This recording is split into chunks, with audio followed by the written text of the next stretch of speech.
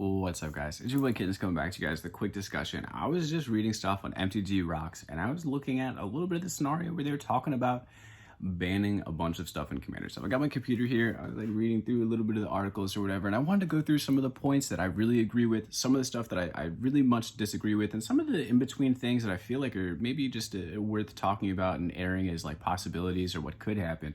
So the first thing I think to bring up, just outside of this list, is Dockside Extortionist. The best ramp in Commander, including the ban list? No, just literally no. like in so many situations, I read through this. It's just blatantly wrong. Just to draw the exact examples instead of just saying, "Oh, that's just wrong." So the thing with Dockside Extortionist, they compared it to, I think like Fast Bond plus the pay one life and play an extra land one, something like that. So they compared it to both of those two. The thing with both of those two, with the extra land drop and the 1 mana per like life gain, is that when you're looking at Dockside, it's Dockside plus something to return it to play Dockside again. When you're looking at the Fast Bond or the other mana thing, it's play the mana thing and then find a draw outlet. So once you play the mana thing, you're really only looking for one other thing, and that ultimately makes them in two separate classes of ramp as far as how good they are. So it does effectively make Dockside a full tier below the examples. So I'm like, I don't know, man. Just because Dockside needs both the return outlet and then also the draw outlet. Because like you could have Dockside with a return outlet, so you play them over and over. I mean, you could even like be able to play everything in your graveyard and then you would still like lose because there's just not enough stuff.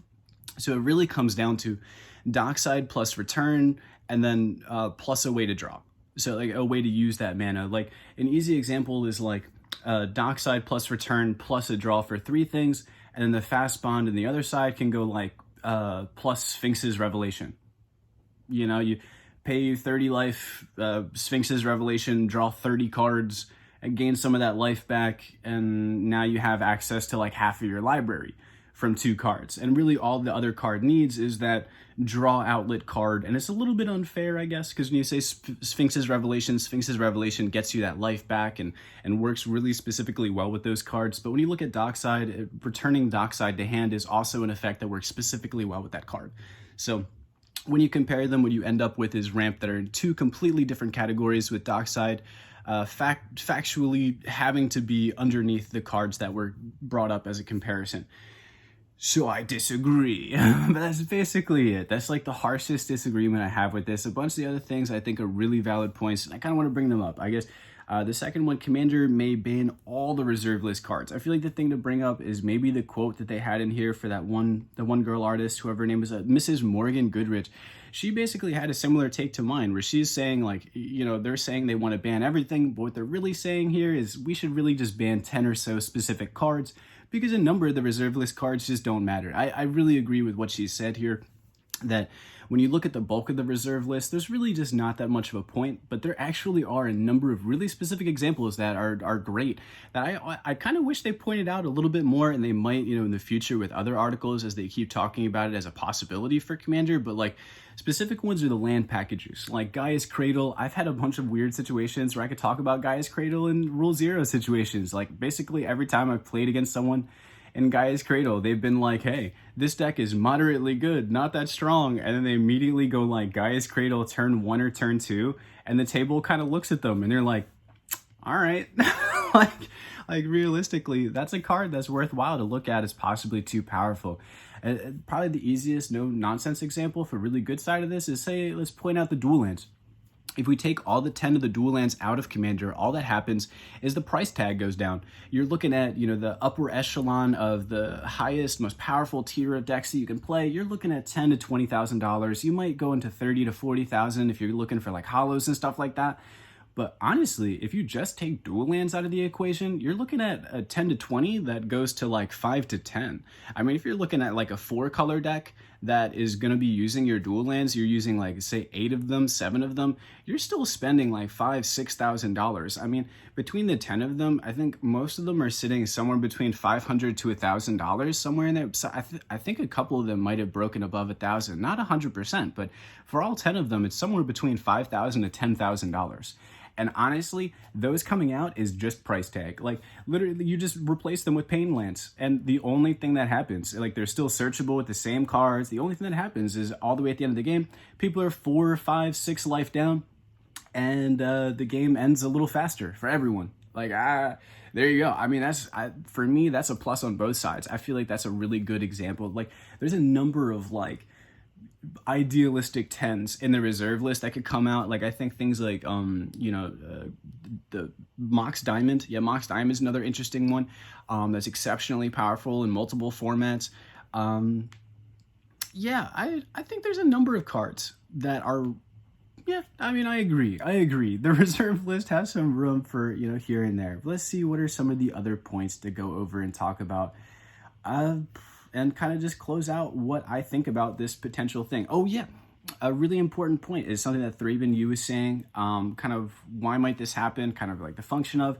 One of the things they were pointing out is that this might ultimately be, the function of this might just be a vintage legacy commander, right? Like ultimately that's kind of what they're doing. Like one side of commander is vintage commander, and then one side is legacy commander, kind of. More or less they're saying they want to make kind of a new game mode, and I actually think that's a really good idea, because when I go to my locals, I bring like 3-4 decks or something, and most of the time I'll have decks that would fit both. One of my stronger decks would fit the vintage, like everything's fine, and then a bunch of my other decks would fit the legacies, some stuff isn't fine. As of right now, if they made that change, I'd be perfectly comfortable, perfectly fine, and I think that would be kind of cool to have a little vintage legacy. My strong deck is my vintage deck. Like it's a little niche. It's nice. I enjoy it as a person. I don't think there's anything wrong with it. Yeah, I don't know. I don't think there's anything else super important to go over this besides what could potentially happen in the next couple of months. Hopefully, fingers crossed, they're not using the line of logic that they had to ban Dockside Distortionist, because it is blatantly wrong. But we'll see what happens with Dockside Distortionist. I mean, it's not like if Dockside comes out, I wouldn't disagree that it's like very strong. I would disagree if they pointed out cards that are already banned and go like, this is stronger than them, so we have to ban it, kinda. I disagree with that. But if it comes out and they're just like, it's a good card, I'm like, yeah, I mean, it's they're not wrong, it's good. Well, okay, what would I say is the best commander card right now for ramp? I would say it's Jeweled Lotus. I was thinking about this a little bit ago. Jeweled Lotus, I think, is the best commander card for ramp because it's changing a lot of what people can do for deck building. There's a number of 5, 6, 7 CMC commanders that are realistically not playable in competitive scenarios because they come down on turn 3 or 4, you're tapped out, you pass the turn, and then you lose. So like you could play it, but most of the time it's you play it on turn 3 or 4 and then you lose the game. Well, now because of Jeweled Lotus, there's a number of those commanders that you can run realistic scenarios where you can, like a million miles an hour. I'll try to slow myself down a little bit. But there's realistic scenarios that you can run, math scenarios where you could play the commander on turn 1, turn 2. Straight up, Jeweled Lotus, Mana Crypt. Most 5 mana commanders right there. Turn 1, And you can run realistic scenarios now where that can happen in a number of decks. So I think Jeweled Lotus is the strongest commander ramp right now. I also like it because in a couple years, it's likely that something else will kind of be better. Just mathematically or function-wise, I just think right now, Jeweled Lotus is the most interesting.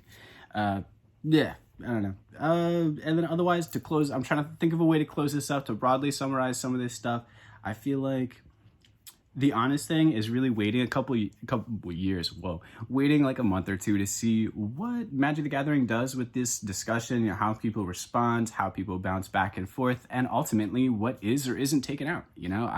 I feel like I'm going to agree with a number of the things that they're doing. If they, it just depends. I'm not so sure. So we'll see what happens. Fingers crossed. Fingers crossed Dockside will stay in. Who knows? It's been your boy Kittens. Hope you guys have enjoyed the discussion and are excited to see kind of what happens with Commander. If there's going to be two formats, what cards are coming out or not. It's a cool time. So it's been your boy Kittens. Peace.